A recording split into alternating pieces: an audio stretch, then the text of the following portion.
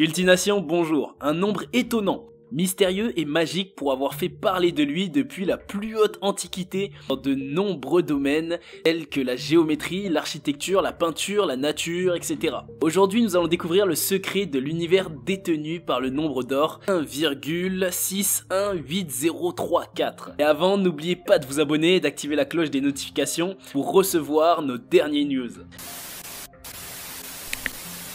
L'histoire du nombre d'or. Ce nombre mystérieux est appelé nombre d'or et détient aussi un surnom valorisant, c'est la divine proportion. Pour commencer, le nombre d'or est désigné par la lettre grecque pi ou pi, en hommage au sculpteur grec Phidias. Sa première connaissance a été faite il y a 10 000 ans, et cela par l'architecte d'un temple. Puis, pendant plusieurs époques, il a été retrouvé dans l'architecture, la décoration, la peinture. Phidias l'aurait utilisé pour concevoir la statue de la déesse Athéna, Parthénon, sur l'acropole d'Athènes au 5e siècle avant notre ère. Plus récemment, il a été trouvé et breveté sur la proportion entre les différentes parties du corps humain. Cette idée a été démocratisée par Léonard de Vinci lorsqu'il a dessiné l'homme de Vitruve. L'homme de Vitruve représente donc un corps humain qui respecterait la perfection, les proportions du nombre d'or. Et toi aussi avec ton corps tu peux vérifier. Par exemple, tu prends la distance de ton pied jusqu'à ton nombril, puis tu multiplies par le nombre d'or 1,618. Et là, ça te combien tu mesures. Pareil si vous prenez la largeur de votre nez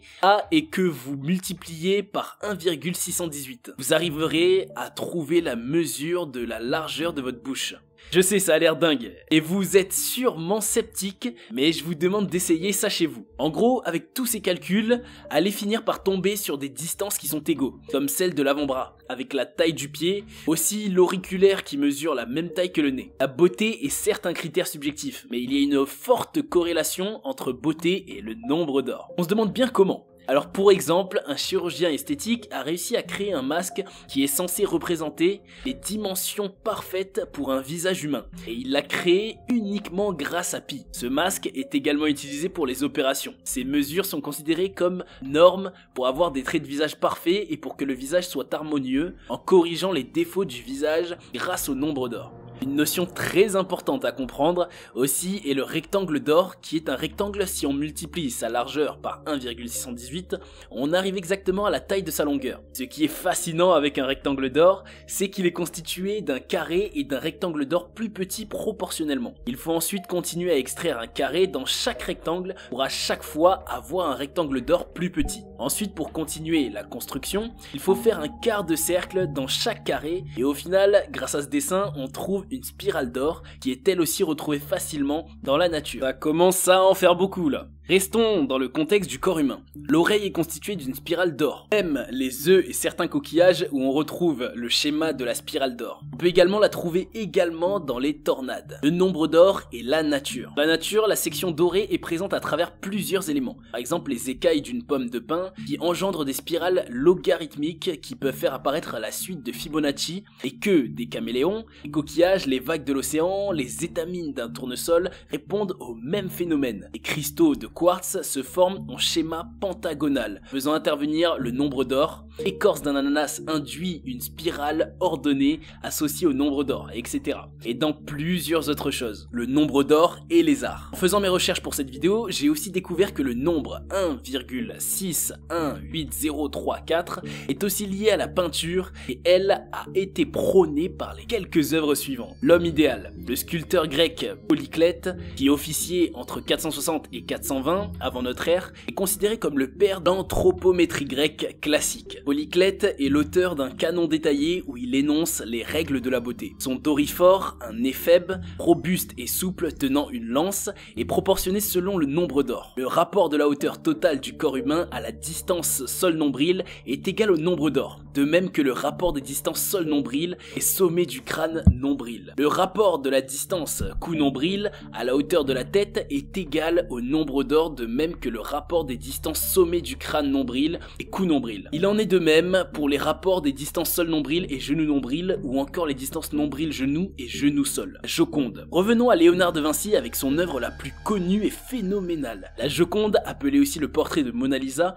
est une peinture à l'huile sur panneau en bois de peuplier où le nombre d'or y est également présent. Ce tableau est exposé au Louvre et a été peint entre 1503 et 1507. Pour rendre son tableau beau à l'œil, Léonard de Vinci utilisa le nombre d'or qui apparaît de deux manières différentes dans ce tableau. La première, c'est par la spirale d'or créée à partir de rectangles d'or qui sont superposés sur le tableau pour former la spirale. Le premier rectangle se trouve au niveau de son nez, entre ses deux narines. On ajoute le deuxième rectangle, etc. Une fois plusieurs rectangles assemblés, 7 en tout, nous pouvons de là tracer la spirale d'or. Nous nous rendons compte en la traçant que la spirale passe par le bas du visage, en épousant l'arrondi du menton, puis remonte et s'unit avec l'arrondi du haut de la tête pour venir ensuite jusqu'au nombril. La deuxième est le visage de Mona Lisa qui s'inscrit dans un rectangle d'or. Si nous traçons un rectangle autour du visage de la Joconde, nous verrons que le rectangle mesure 13 cm sur 21 cm en taille réelle. Or si nous faisons le rapport entre 21 et 13, nous trouverons 21 divisé par 13 est égal à 1,61, soit le nombre d'or. Je sais, ça fait beaucoup de calculs et de maths aussi. Enchaînons avec le Dali, celui qui a inspiré les masques de la série mondiale Casa de Papel. Dali a peint en 1955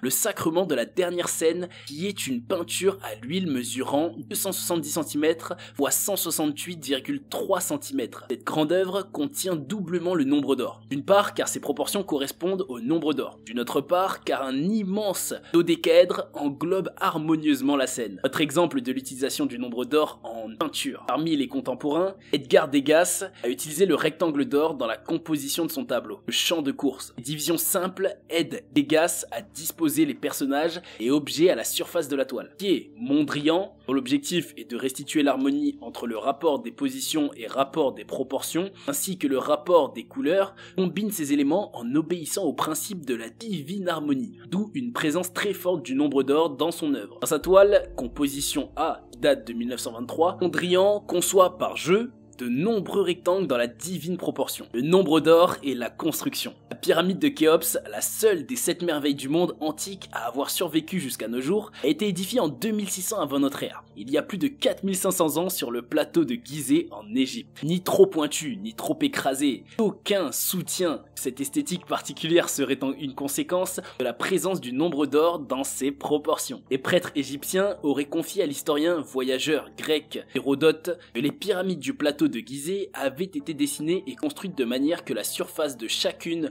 de leurs faces triangulaires soit égale à la surface d'un carré de côté égal à la hauteur verticale de la pyramide. Franchement, bon, j'avoue que je n'y ai pas compris grand chose aussi. Bon bref. Si l'on introduit l'apothème d'une pyramide, c'est-à-dire la distance reliant le sommet de la pyramide au milieu d'un des côtés du carré qui forme sa base, on peut montrer que le rapport de l'apothème de la pyramide de Khéops, qui vaut 356 coudées, à sa demi-bas, qui mesure 220 coudées si l'on enlève les pierres de parement, est à peu près égal au nombre d'or. Faites une pause et vérifiez par vous-même en même. 356 sur 220, ça donne 1,618 et poussière. La pyramide du Louvre. La grande pyramide du Louvre, la troisième œuvre du musée la plus appréciée après la Joconde et la Vénus de Milo, a été conçue comme une réduction de la pyramide de Khéops. Le rapport de son apothème, environ 28 mètres à sa demi-bas, 17,5 mètres, est là encore voisin du nombre d'or. Et les trois petites pyramides, elles aussi respectent le nombre d'or. Le Corbusier. Charles-Édouard Jeanneret, dit Le Corbusier, est un architecte urbaniste et peintre français d'origine suisse. Formé en Allemagne, Le Corbusier a subi l'influence des psychophysiciens et a été bercé par les théories de l'esthétique scientifique, où tout peut être mesuré, y compris les sensations, les réactions cognitives ou la psychologie humaine. Selon Le Corbusier, l'homme est un animal qui doit pouvoir s'ébrouer tout à son aise dans l'espace de sa maison, d'où l'impérieuse nécessité d'aménager l'espace architectural que le corps s'y reconnaisse. À cet effet, Le Corbusier formule un système de mesure. Il l'appelle le modulor, tiré des proportions entre les différentes parties du corps humain et basé sur le nombre d'or. Plus adapté à la morphologie humaine que le système métrique, cette gamme de mesures, brevetée en 1945, est destinée à mettre en résonance l'homme avec l'architecture et partant, l'homme avec la nature et l'univers. Sur sa grille, Le Corbusier représente la silhouette d'un homme debout, levant un bras. L'échelle du modulor suit la progression de la suite de Fibonacci, dont la raison tend vers le nombre d'or. Le rapport entre la taille humaine standard 1,83 m et la hauteur moyenne du nombril 1,13 m, par exemple, est égal à 1,619, soit le nombre d'or à un millième près. Le Parthénon. Le Parthénon a été bâti à la gloire d'Athéna entre 447 et 432 avant Jésus-Christ, dont Phidias était le maître d'œuvre. Cet ancien temple situé sur l'acropole d'Athènes est inscrit dans un rectangle d'or et le rapport de ses dimensions est égal au nombre d'or. On peut noter également que de nombreux détails ou lignes du Parthénon se superposent avec les sections d'or ou les points d'or du rectangle. Il est cependant important de rappeler qu'on ne dispose d'aucune preuve que le nombre d'or fut utilisé pour sa construction. Nombre d'or est suite de Fibonacci. Je crois que vous l'avez bien compris avec tout ce que j'ai dit jusque-là. Le nombre d'or est étroitement associé à la suite de Fibonacci, une suite d'entiers dans laquelle chaque terme est la somme de deux termes qui le précèdent. Les termes de Fibonacci sont 0, 1, 1, 2, 3, 5, 8, 13, 21, etc. Cette série impressionnante de propriétés font la joie des amateurs de mathématiques amusantes. Parmi elles, on trouve le rapport de deux nombres consécutifs de la suite est alternativement supérieur et inférieur au nombre d'or qui vaut exactement 1 plus racine de 5 divisé par 2 est égal 1,6180339,8 etc. Faisons un peu de maths pour mieux comprendre ce charabia. 13 divisé par 8 est égal 1,625. 21 divisé par 13 est égal 1,61538. 34 divisé par 21 est égal 1,61904 et ainsi de suite. Plus on avance dans la suite de Fibonacci, plus l'écart s'amenuise. Et logo basé sur le nombre d'or. Un logo efficace ne se fait pas en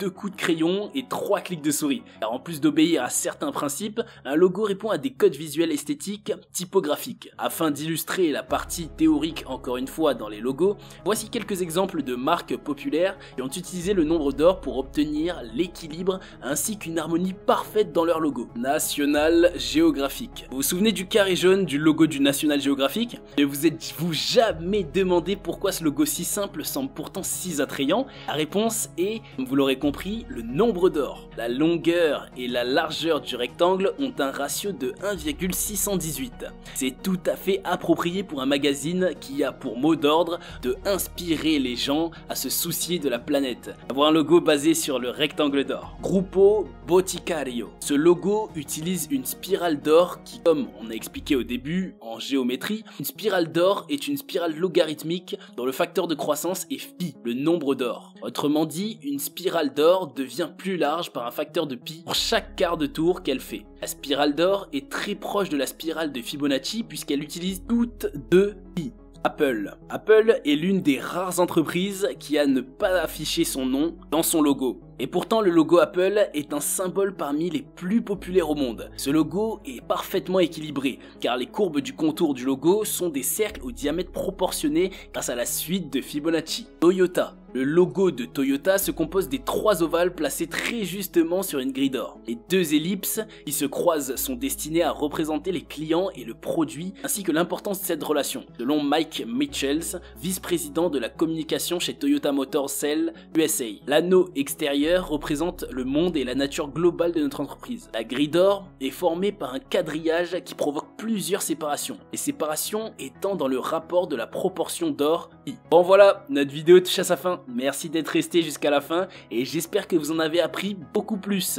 Si vous aimez savoir plus sur la signification des chiffres, je vous invite à regarder notre vidéo Nikola Tesla et les chiffres 3, 6, 9 qui détiennent le secret de l'univers. Je vous mets le lien en description. A très vite pour une nouvelle vidéo sur Cultination.